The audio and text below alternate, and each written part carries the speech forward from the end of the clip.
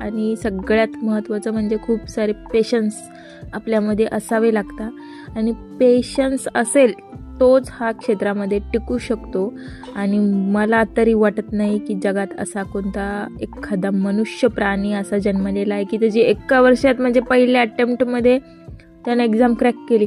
हा भरपूर लोक सांगतात ती वेगळी गोष्ट आहे की माझा फर्स्ट अटेम्प्ट होता आणि मी फर्स्ट अटेम्प्टमध्ये काढले. काय नाही आहे, मी सांगते की हे सगळ्या फेकायच्या गोष्टी आहे. कोणाचाच फर्स्ट अटेम्प्टमध्ये निघत नसतो. फर्स्ट अटेम्प्ट तर तुम्हाला सिलेबस समजायला पण 1 वर्षात तुम्ही सिलेबस पण समजू शकत नाही आणि त्याचे एवढे हार्ड शब्द तुम्ही कसं 1 वर्षात कंप्लीट करू शकता रे? काही बी फेकता उगाचच. जसं काही आम्हाला माहीतच नसतं की काय करावं लागतं आणि काय नाही, किती दिवसात पेपर निघतो आणि काय.